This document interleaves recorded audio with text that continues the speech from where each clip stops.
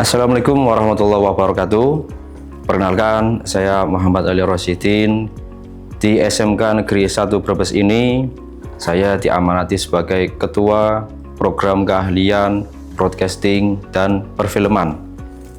Untuk program keahlian Broadcasting dan Perfilman di SMK Negeri 1 Brebes ini, kita mengambil konsentrasi keahlian yaitu produksi dan siaran program televisi. Jadi perlu kita ketahui bahwa broadcasting dan perfilman memiliki 3 konsentrasi keahlian, yaitu produksi film, kemudian produksi dan siaran program televisi, kemudian yang ketiga adalah produksi dan siaran program radio. Nah, untuk di SMK Negeri 1 Brebes ini kita memilih produksi dan siaran program televisi.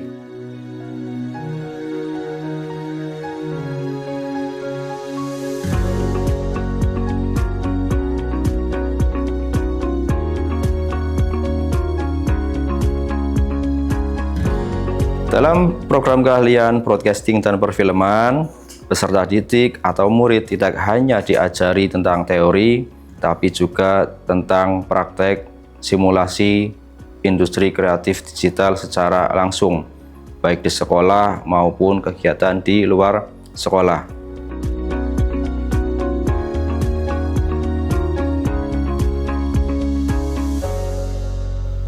Nah, untuk di program keahlian broadcasting dan perfilman, apa yang kita pelajari di sini?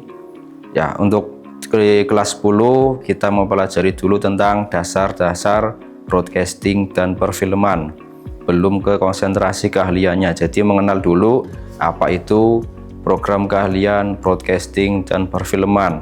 Kemudian ada yang namanya dasar fotografi. Kita akan dikenalkan dengan alat-alat fotografi apa saja.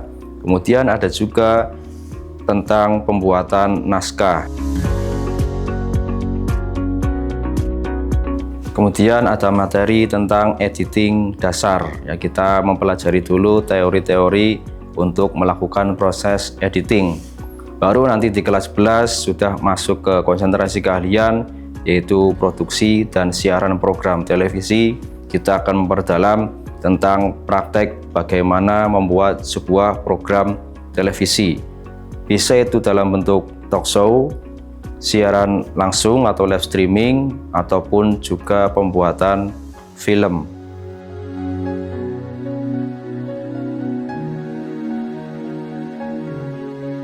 Selain praktek membuat program berita atau news ataupun entertain atau hiburan, peserta didik juga bisa praktik untuk membuat sebuah film. Dalam sebuah perfilman, peserta didik akan belajar bagaimana caranya membuat sebuah naskah. Dari mencari yang namanya ide cerita, tema, basic story, sinopsis, hingga membuat sebuah naskah untuk film. Selain naskah untuk film atau istilahnya adalah script writing, peserta didik juga akan diajarin bagaimana caranya penyutradaraan, ataupun juga bisa jadi seorang kameramennya yang mengambil video atau gambar untuk film. Selain itu, dari film, kemudian berita, peserta didik juga akan belajar yang namanya editing.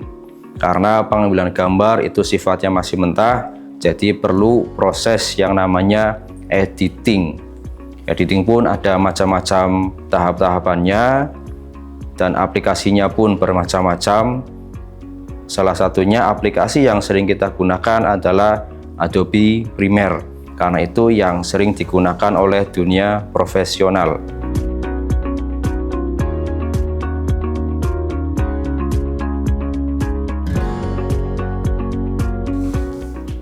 Terus apa saja peluang kerja atau prospek karir yang bisa didapatkan dari jurusan broadcasting dan perfilman ini?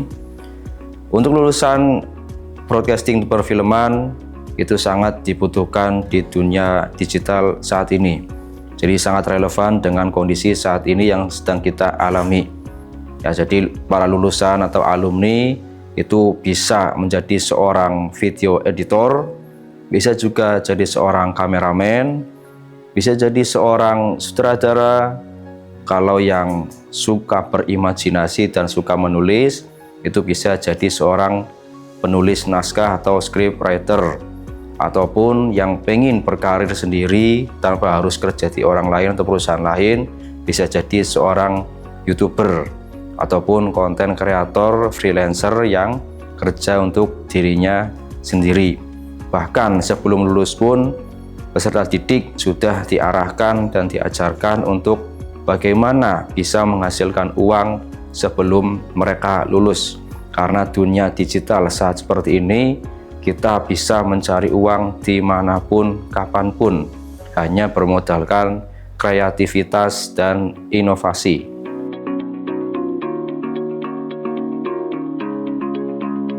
Itulah sekilas tentang program keahlian broadcasting dan perfilman.